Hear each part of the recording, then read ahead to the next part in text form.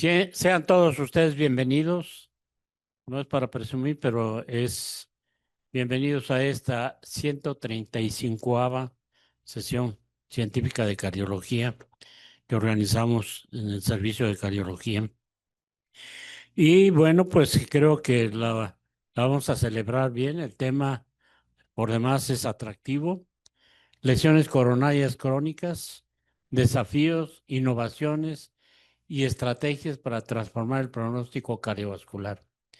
Y lógicamente tenemos un experto que nos va a hablar de este tema, que es el doctor Álvaro Contreras Villaseñor, que es cardiólogo intervencionista, está en el Centro Médico Nacional Siglo XXI y además es proctor de Complex PCI y CTO.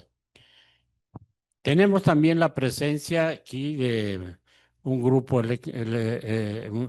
selecto de panelistas. Tenemos al doctor Efraín Melano Carranza, que es médico intervencionista del Instituto Nacional de Cardiología y presidente electo del Consejo Mexicano de Cardiología. Tenemos al doctor Gerardo Pairó Ramírez, que ya todos conocemos, que es jefe del Servicio de Cardiología del del Instituto de Ciencias Médicas y de la Nutrición Salvador Subirán. Y tenemos también la presencia, no menos importante, del doctor Gustavo Rojas Velasco, que es médico, tiene muchos títulos y eso no me los he aprendido todos bien. Él es médico él es jefe del servicio de terapia intensiva de cardiovascular y director médico del Centro de Excelencia ECMO, eso, y del Instituto Nacional de Cardiología Ignacio Chávez, y además él es el profesor titular de la cátedra de la residencia de cardiología aquí en el Hospital Ángeles del Pedregal en Health System. Y les doy la más cordial bienvenida y sin más preámbulos le doy la palabra al doctor Contreras Villaseñor para que nos hable del tema. Muchas gracias, Álvaro. Muchas gracias, doctor. Muchas gracias a la sociedad por la amable invitación, a todos por asistir en este horario. Es un gusto para mí poder platicar este tema que me apasiona, que es el de las lesiones oclusivas crónicas. Les pongo este video medio raro que representa la magia de lo pues místico que pensamos que es este tema en ocasiones. Suena como algo que no entendemos bien, que tiene algo medio espiritual, y la verdad es que pues todo esto dista de ser la verdad. Esto es ciencia pura, como verán a continuación. Entonces, vamos a partir pues de lo primordial, y es que tener una oclusión total crónica, esto quiere decir tener enfermedad coronaria compleja, es malo. Bajo ningún escenario esto es bueno o inocuo para los pacientes. Esto es una información que está demostrada desde hace muchos años, que los pacientes que tienen enfermedad compleja en el corazón, pues tienen más eventos cardiovasculares, los infartos les va peor, tienen un peor pronóstico a largo plazo. Y esto está demostrado desde hace más de 40 años. Y pues bueno, esto no es una novedad para nadie porque estamos hablando de enfermedad del corazón, pero lo que es interesante ver es que a pesar de que hoy en día tenemos tasas de éxito entre el 80 y 90%, menos del 20% de estos pacientes son tratados a nivel mundial. Y para esto hay muchas explicaciones, incluyendo el que es muy complejo, el que es difícil, el que puede ser peligroso, el que no sabemos quién sí y quién no. Pero vamos a partir de este principio para nuestra plática. Entonces, les voy a pedir que se regresen a su mañana, cuando están dando consulta, o ayer, o en el momento que tenían enfrente de ustedes a Juan y a Pedro. Entonces, Juan y Pedro se parecen mucho, no solo físicamente, sino en sus características epidemiológicas. Los dos son hombres, tienen riesgo cardiovascular establecido, son hipertensos, diabéticos, y pues tienen angina, tienen síndrome coronario crónico. Les duele el pecho cuando hacen ejercicio. Ya le dieron pastillas, ya dieron rehabilitación, todos los antihipertensivos, los nuevos medicamentos que hay, y el paciente sigue sintomático. Entonces, pues bueno, en nuestra chamba como cardiólogos los estratificamos, hacemos un gammagrama que demuestra isquemia severa de la pared inferior, que como ustedes saben, pues nos sugiere que probablemente esté enferma la córnea derecha o la circunfleja de este paciente. y pues su corazón se mueve bastante bien, tiene una fe bien conservada. Pues cuando vemos a estos pacientes, tenemos que pensar qué les vamos a ofrecer. Evidentemente estamos hablando del punto de si los revascularizamos o no. Y hasta hace, pues, poco menos de un año, era muy difícil que fuéramos certeros en la capacidad de decirle a nuestros pacientes, a ti, en el contexto de síndrome coronario crónico, al abrirte la arteria voy a hacer que te infartes menos o que vivas más o que hagas menos falla cardíaca. Estamos hablando de 2024 y hasta 2024 tenemos una evidencia sólida que nos respalda, que nos da un nivel de indicación 1A, que si el paciente está enfermo del tronco o de la descendente anterior y lo revascularizamos, pues mejoramos el pronóstico. A ver, esto no es un misterio para nadie, pues tiene toda la lógica del mundo y es algo que intuitivamente, bien o mal, hemos hecho durante muchos años.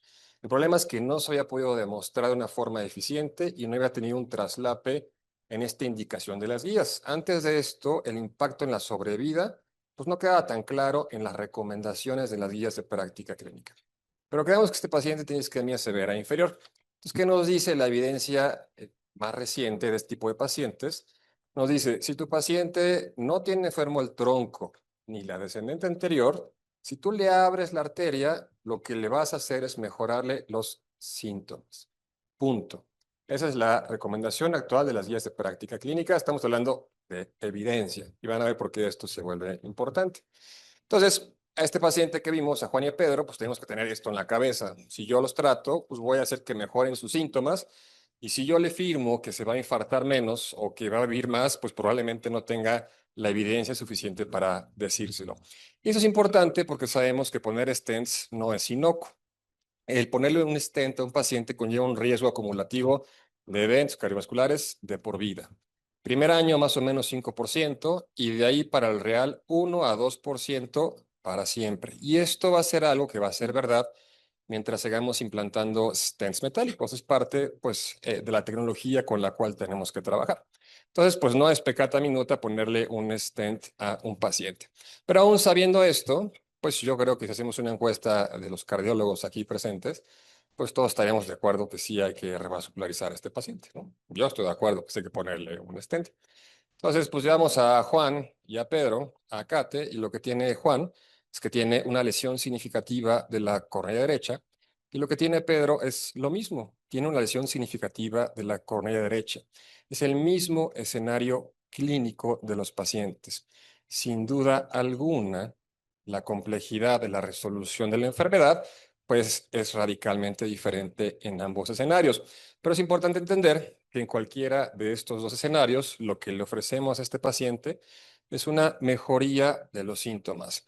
Y pues bueno, los cardiólogos de Juan dirán, pues mira, le duele el pecho, tiene angina, ya lo rehabilité, ya le di todos los medicamentos, ¿sabes qué? Vamos a revascularizar. Pero los cardiólogos que están viendo a Pedro van a empezar con los sombrerazos. Por aquí es donde viene la discusión.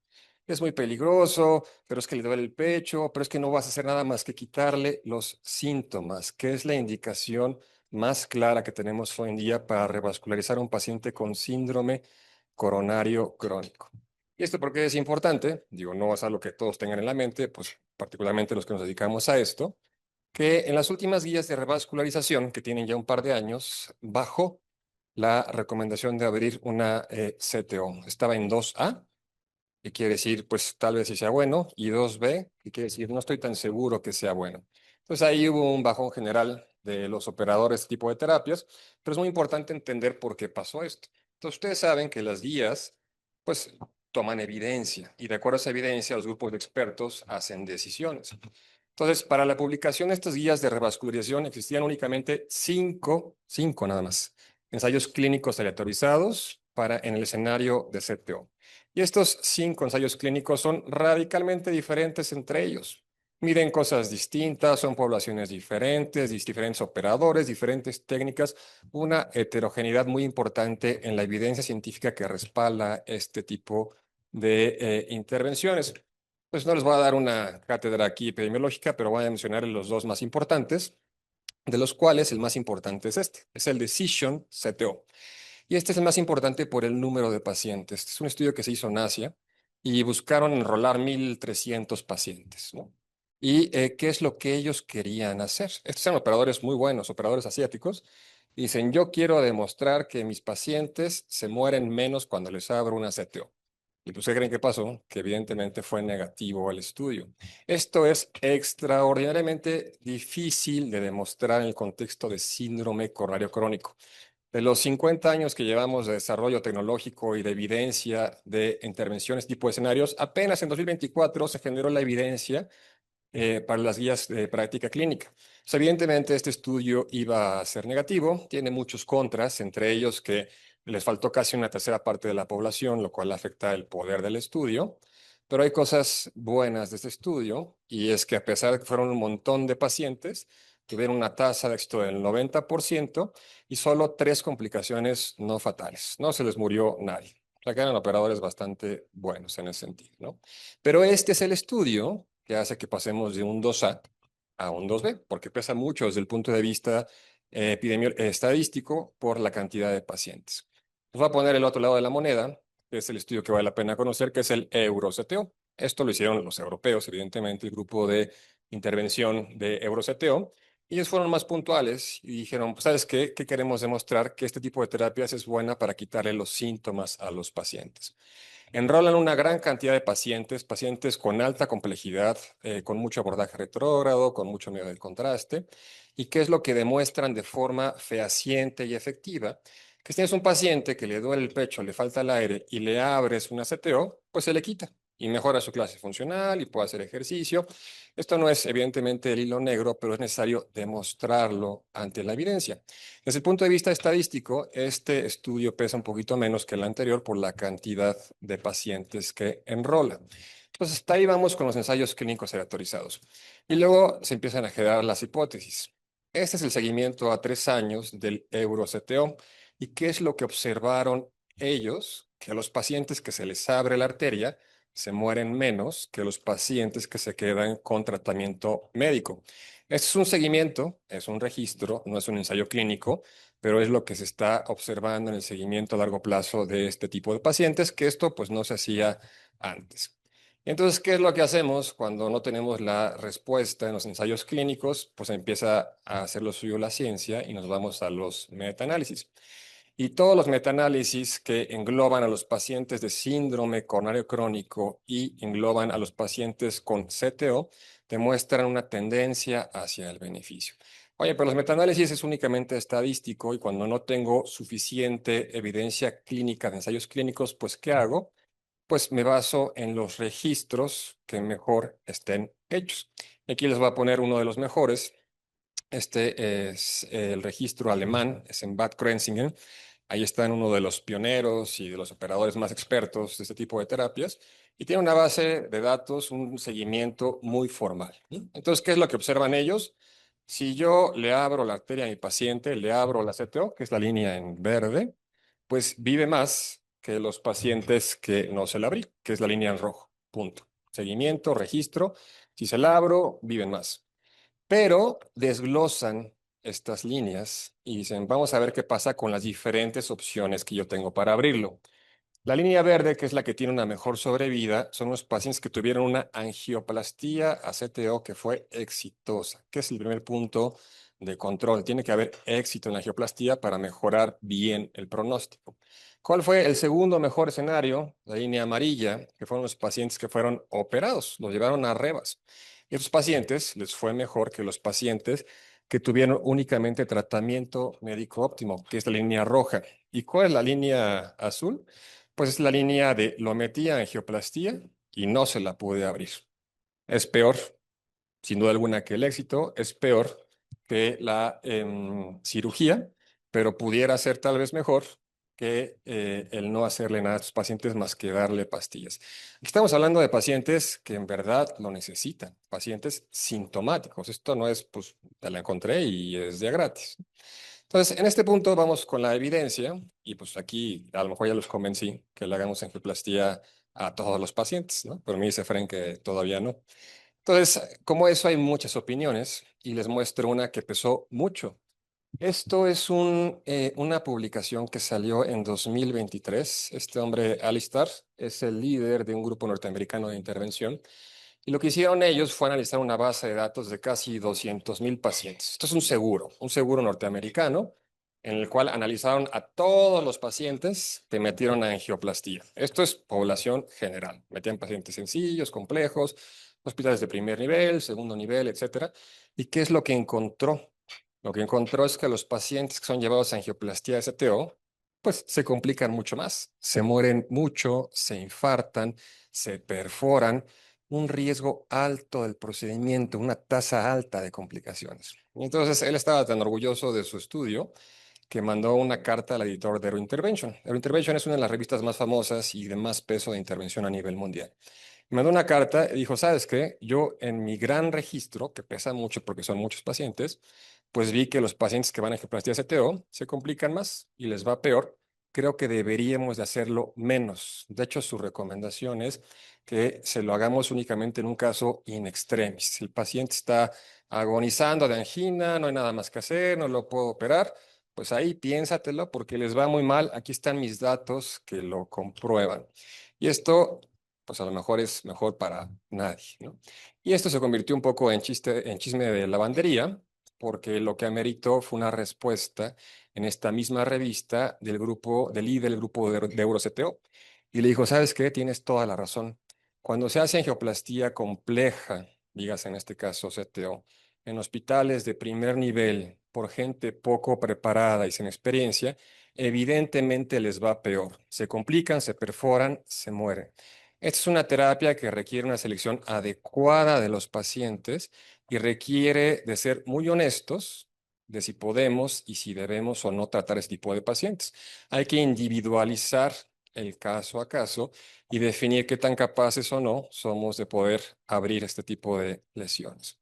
Entonces, pues viene la primera pregunta de pues, cuál es el paciente ideal para este tipo de terapias. Y la respuesta es que no queda tan claro, porque habitualmente lo que hacemos es que vemos una angiografía y pues las dos son CTOs. Esta es una CTO muy sencilla, tiene un poquito de flujo, es muy corta. Y esta es una CTO muy compleja, larguísima, un paciente con FEBI baja, tiene un desfibrilador. Entonces, no necesariamente es la complejidad anatómica ni las características del paciente por sí solo lo que nos determina si debemos revascularizar o no a nuestro paciente.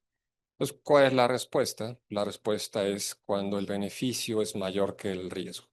Esto depende de un montón de cosas.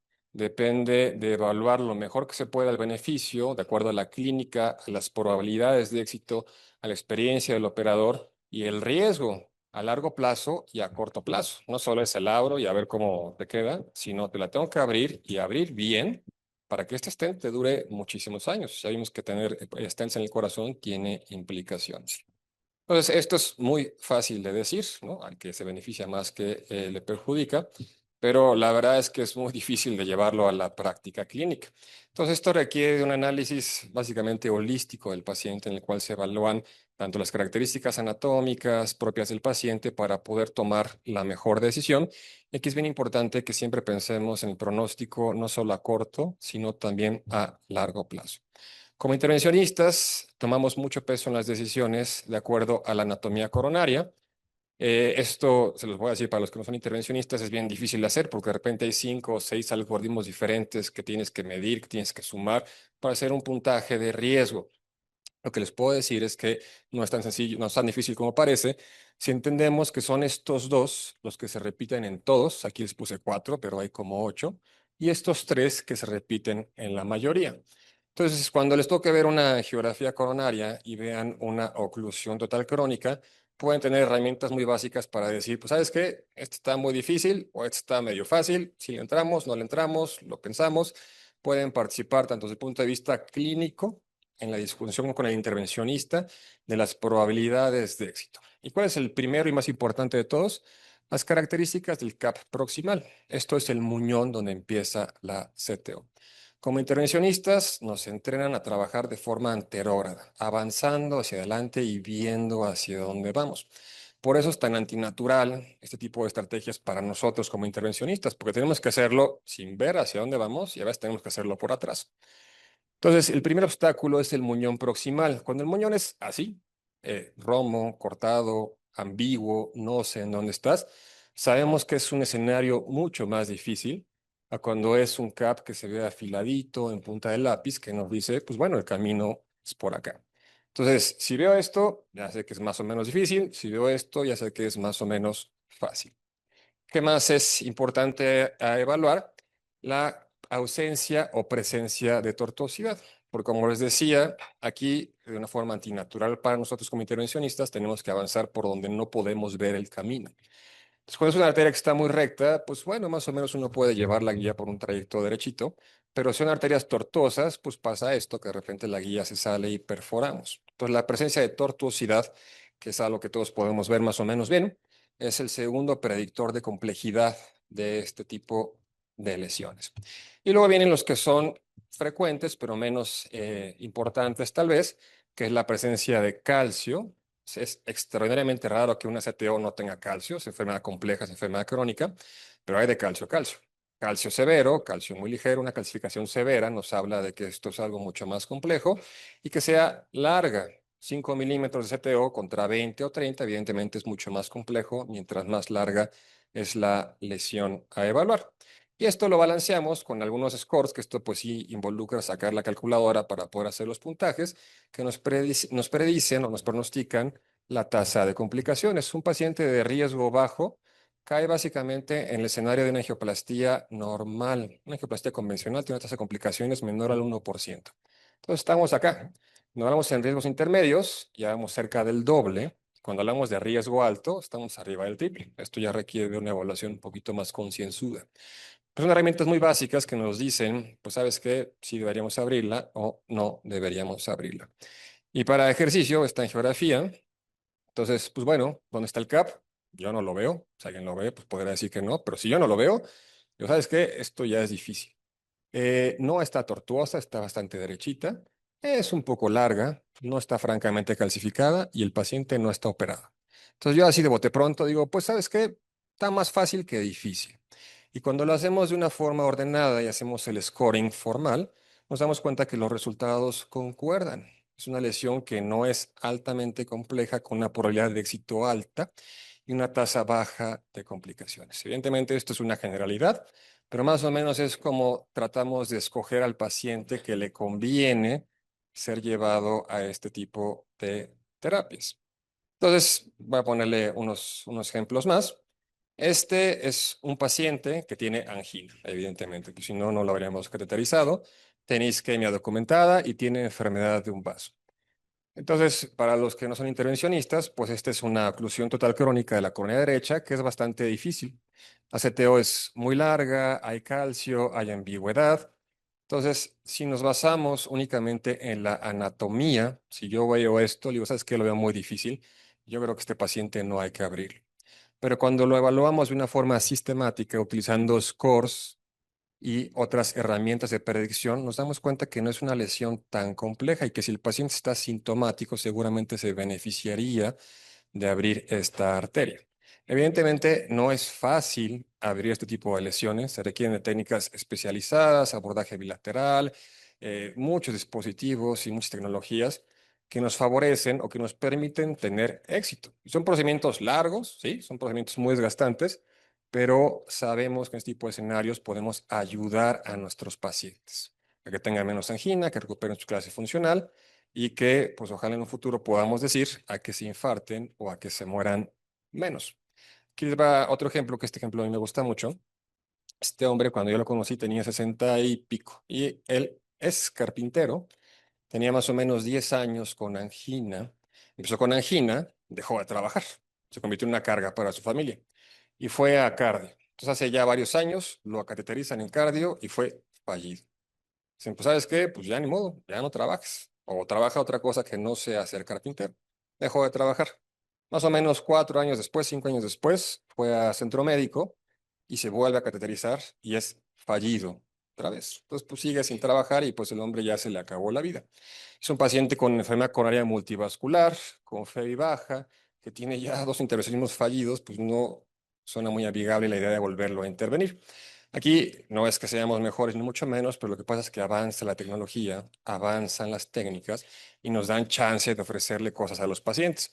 Sin duda alguna, no fue fácil, hubo que hacerlo en dos tiempos, tuvo muchas implicaciones, pero se revasculariza el paciente. Abrimos la DA, abrimos la córnea derecha Y pues bueno, ya está un poquito más grande, pero este hombre se le quita la angina y puede regresar a hacer las actividades físicas que él quiera. Ojalá haya regresado a trabajar después de estos años.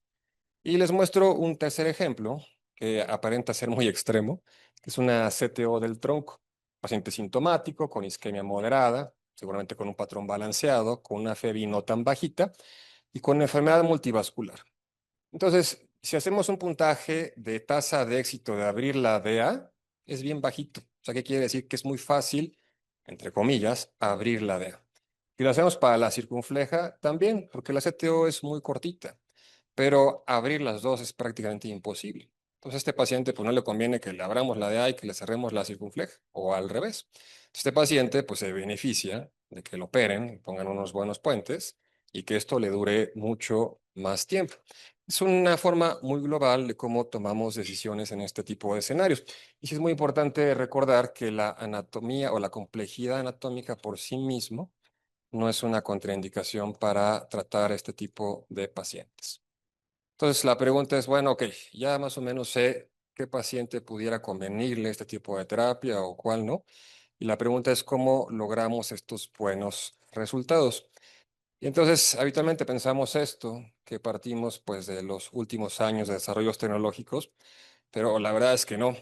La primera angioplastía documentada fue en el año 77 por Andreas Rensing, por todos conocidos, y la primera angioplastía documentada, CTO, fue en el año 78. Es algo que lleva muchos años de desarrollo y de evaluación. Sin duda alguna, no empezó aquí la época moderna. Hablamos que en los años 90, cuando se hace el primer abordaje retrógrado septal por Osamu Kato, es que empieza este tipo de tecnologías. Y para los últimos años tenemos un montón de publicaciones, desarrollos tecnológicos, dispositivos que nos han ayudado a que tengamos pues una mejor tasa de éxito en este escenario, en este tipo de pacientes. Entonces, nos apoyamos mucho en la implementación de algoritmos internacionales diseñados para favorecer el éxito. Que estos algoritmos no es un hilo negro, básicamente nos ayudan a tomar decisiones. Nos dicen, mira, las características del CAP son ambiguas, es larga, ¿sabes qué? Te sugiero que empieces por abordaje retrógrado. Pero no tiene estas características. Es una característica más benigna. Empieza con abordaje anterógrado. Y si te atoras, te vas a disección reentrada. Y si te atoras, te vas con AIBUS. Nos ayuda a hacer esto un abordaje sistematizado en nuestra cabeza. Y esto es algo que, pues hoy en día es muy fácil decirlo, pero hace un par de años era muy difícil. Pues cada quien lo hacía o empezaba por donde quería y acababa por como quería. Y esto no nos permite homogeneizar la tasa de éxito que estamos reportando del 80 al 90 a nivel mundial.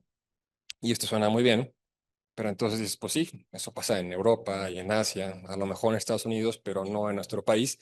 Y la verdad es que esto sí pasa en Latinoamérica y sí pasa en nuestro país. Tenemos evidencia que lo respalda. Hay un registro internacional muy grande que esto empezó en Brasil, que se llama el LATAM CTO, un registro. Y bueno, somos varios países. En México tenemos 11 centros registrados, uno de ellos es Centro Médico Nacional. Y lo que tenemos de experiencia a nivel LATAM, tenemos una tasa de éxito que ronda el 90%, 86% de estos, con sus distintas variaciones en el abordaje, mucho anterógrado, un poquito menos de retrógrado, es algo muy propio de nuestra epidemiología, del material que disponemos. Y en México también pasa esto. Estos son los datos del registro que tenemos en Centro Médico. Este programa lo empezamos en 2019, evidentemente, pues aquí fue la pandemia, no había mucho. Y de ahí se fueron implementando abordajes, técnicas, desarrollamos habilidades, protocolos, y hoy en día estamos en una tasa de éxito más o menos del 90%, lo cual cuadra con lo que se publica a nivel internacional. Entonces, hay centros en nuestro país que pueden hacer esto de una forma sistemática y reproducible. Hay muchas cosas que no sabemos hoy en día. Insisto, a mí me gustaría mucho poder decirle a mi paciente, si yo te hago una CTO, te vas a infartar menos. O cuando se te infarte la DA y que tengas abierta la derecha, pues sabes que tu pronóstico va a ser mucho mejor. Pero hoy en día no lo podemos decir con el respaldo de la literatura. Lo que sí podemos decirles es que si el paciente está sintomático y las características del riesgo del paciente lo ameritan, si hay una mejoría en revascularizar este tipo de pacientes en el contexto de síndrome coronario crónico. Es bien importante que cada paciente sea individualizado, o sea, esto no es ni para todos ni para nadie, depende de un caso a caso. Y pues muy importante que pensemos en el pronóstico a corto y a largo plazo de nuestros pacientes. Pues les decía que esto de primera instancia parece muy místico. La verdad es que es ciencia pura, pero pues no deja de tener cierto encanto, aunque sepamos cómo es que se hace. Con esto terminamos la presentación. Muchas gracias.